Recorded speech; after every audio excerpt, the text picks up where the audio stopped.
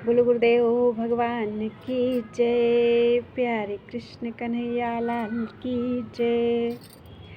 श्रीमद् देवी भागवत महापुराण प्रथम खंड का पंचम स्कंद चल रहा है और 15 अध्याय हो चुके हैं। आज 16वें अध्याय से। अथ षोडशो अध्याय। महिषासुर का रणभूमि में आना तथा देवी से प्रणय याचना करना। व्यास जी बोले, उन सैनिकों की बात सुनकर राजा महेश क्रोधित हो उठा और उसने सारथी से कहा, 1000 गधों से जुते हुए, ध्वजा तथा पताकाओं से सुशोभित, अन्य प्रकार के आयुधों से परिपूर्ण, सुंदर चक्कों तथा जुए से विभूषित तथा प्रकाशमान मेरा अद्भुत रथ तुरंत ले आओ। सारथी ने भी तत्क्षण रथ लाकर उससे कहा, हे राजन, सुसज्जित करके रथ ला दिया गया, जो द्वार पर खड़ा है। यह सभी आयुधों से समन्वित तथा उत्तम आस्तरणों से युक्त है। रथ के आने की बात सुनकर महाबली दानवराज महेश मनुष्य का रूप धारण करके युद्ध भूमि में जाने को तैयार हुआ। उसने अपने मन में सोचा कि यदि मैं अपने महेश रूप में जाऊंगा तो देवी मुझ श्रृंग युक्त महेश को देखकर अवश्य उदास हो जाएगी। स्त्रियों को सुंदर रूप और चातुर्य अत्यंत प्रिय होता है। अतः आकर्षक रूप तथा चातुर्य से संपन्न होकर मैं उसके पास जाऊंगा, जिससे मुझे देखते ही वह युवती प्रेम युक्त मोहित हो जाएगी। मुझे भी इसी स्थिति में सुख होगा, अन्य किसी स्वरूप से नहीं। मन में ऐसा विचार करके महाबली वह दानवेंद्र महेश रूप छोड़कर एक सुंदर पुरुष बन गया। वह सभी प्रकार के आयुध को धारण किए हुए था। वह ऐश्वर्य संपन्न था। वह सुंदर आभूषणों से अलंकृत था। उसने दिव्य वस्त्र धारण कर रखे थे, केयूर और हार पहने तथा हाथ में धनुष बाण धारण किए रथ पर बैठा हुआ वह कांतिमान दैत्य दूसरे कामदेव के सदृश प्रतीत हो रहा था।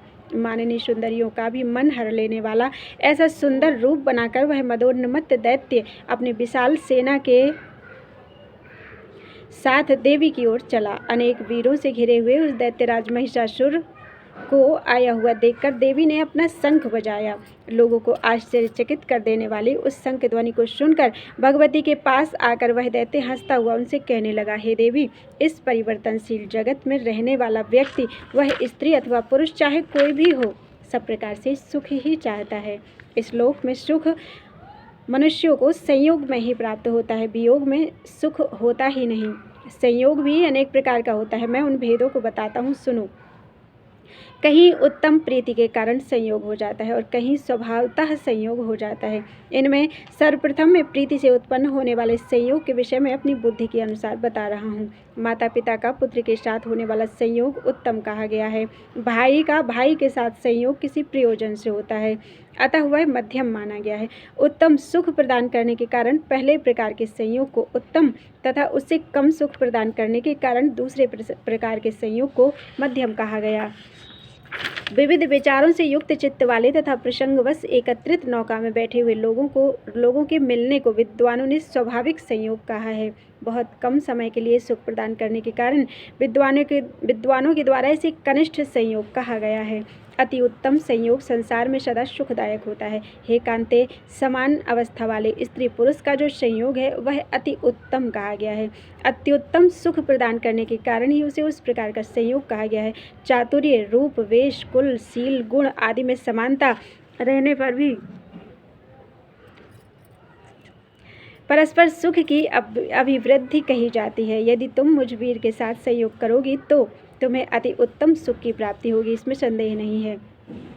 हे प्रिय, मैं अपनी रुचि के अनुसार अनेक प्रकार के रूप धारण कर लेता हूँ। मैंने इंद्र आदि सभी देवताओं को संग्राम में जीत लिया है। मेरे भवन में इस समय भी जो दिव्य रत्न है उन सब का तुम उपभोग करो अथवा इच्छानुसार उसका दान करो। अब तुम मेरी पटरानी बन जाओ। हे सुंदरी, मैं तुम्हारा दास हूँ। तुम्हारे कहने से मैं देवताओं से बैर करना भी छोड़ दूंगा, इसमें संदेह नहीं है। तुम्हें जैसे भी सुख मिलेगा मैं वही करूंगा। हे विशाल नयने, अब तुम मुझे आज्ञा दो और मैं उसका पालन करूं। हे मधुर भाषिणी, मेरा मन तुम्हारे रूप पर मोहित हो गया है। हे सुंदरी, मैं तुम्हें पाने के लिए व्याकुल हूँ, इसलिए इस समय तुम्हारी शरण में आया हूँ। हे रंभोरु, कामबाण से आहत मुझ शरणागत की रक्षा करो। शरण में आए हुए की रक्षा करना सभी धर्मों में उत्तम धर्म है। श्याम नेत्रों वाली हे कृशोदरी, मैं तुम्हारा सेवक हूँ। मैं मरण पर्यंत सत्य वचन का पालन करूँगा, इसके विपरीत नहीं करूँगा। हे तन्वंगी, नानाविध आयुधों को त्याग कर मैं तुम्हारे शरण में आया हूँ। हे विशालाक्षी, मैं कामदेव के बाणों द्वारा संतप्त हो रहा हूँ, अतः तुम मेरे ऊपर दया करो। हे सुंदरी, जन्म से लेकर आज तक मैंने ब्रह्मा आदि देवताओं के समक्ष भी दीनता नहीं प्रदर्शित की, किंतु तुम्हारे समक्ष आज उसे प्रकट कर रहा हूँ। ब्रह्मा आदि देवता सम्रांगण में मेरे चरित्र को जानते हैं। हे भामिनी, वही मैं आज तुम्हारी दासता स्वीकार करता हूँ। मेरी ओर देखो। व्यास जी बोले, ऐसा कहते हुए उस दैत्य महिषासुर ने हंसकर अनुपम सौंदर्यमयी भगवती मुस्कान के साथ व्यास जी बोले, ऐसा कहते हुए उस दैत्य महिषासुर से हंसकर अनुपम सौंदर्यमयी भगवती मुस्कान के साथ यह वचन कहने लगी। देवी बोली, मैं परम पुरुष के अतिरिक्त अन्य किसी पुरुष को नहीं चाहती। हे दैत्य, मैं उनकी इच्छा शक्ति हूँ, मैं ही सारे संसार की सृष्टि करती हूँ। वे विश्वात्मा मुझे देख रहे हैं, मैं उनकी कल्याणमयी प्रकृति हूँ। निरंतर उनके सान्निध्य के कारण ही मुझ में शाश्वत चेतना है। वैसे तो मैं जड़ हूँ, किंतु उन्हीं के संयोग से मैं चेतना युक्त हो जाती हूँ। जैसे चुंबक के संयोग से साधारण लोहे में चेतना उत्पन्न हो जाती है। मेरे मन में कभी भी विषय भोग की इच्छा नहीं होती। हे मंदबुद्धि, तुम मूर्ख हो जो कि स्त्री संग करना चाहते हो। पुरुष को बांधने के लिए स्त्री जंजीर कही गई है। लोहे से बंधा हुआ मनुष्य बंधन मुक्त हो भी सकता है, किंतु स्त्री के बंधन में बंधा हुआ प्राणी कभी नहीं छूटता। हे मूर्ख, मूत्रागार का सेवन क्यों करना चाहते हो? सुख के लिए मन में शांति धारण करो, शांति से ही तुम सुख प्राप्त कर सकोगे। स्त्री संग से बहुत दुख मिलता है, इस बात को जानते हुए भी तुम अज्ञानी क्यों बनते हो? तुम देवताओं के साथ बैरभाव छोड़ दो और पृथ्वी पर इच्छानुसार विचरण करो। यदि जीवित रहने की तुम्हारी अभिलाषा हो तो पाताल लोक चले जाओ अथवा मेरे साथ युद्ध करो। इस समय मुझ में पूर्ण शक्ति विद्यमान है। हे दानव, सभी देवताओं ने तुम्हारा नाश करने के लिए मुझे यहाँ भेजा है। मैं तुमसे यह सत्य कह रही हूँ। तुमने वाणी द्वारा सौहार्दपूर्ण भाव प्रदर्शित किया है, अतः मैं तुम्हारे ऊपर प्रसन्न हूँ। अब तुम जीवित रहते ही सुखपूर्वक यहाँ से चले जाओ। केवल 7 पग साथ चलने पर ही सज्जनों में मैत्री हो जाती है, इसी कारण मैं तुम्हें जीवित छोड़ दे रही हूँ। हे वीर, यदि मरने की ही इच्छा हो तो तुम मेरे साथ आनंद से युद्ध कर सकते हो। हे महाबाहो, मैं तुम्हें युद्ध में मार डालूंगी, इसमें संशय नहीं है। व्यास जी बोले, भगवती का यह वचन सुनकर काम से मोहित दानव पुनः मधुर वाणी में मीठी बातें करने लगा।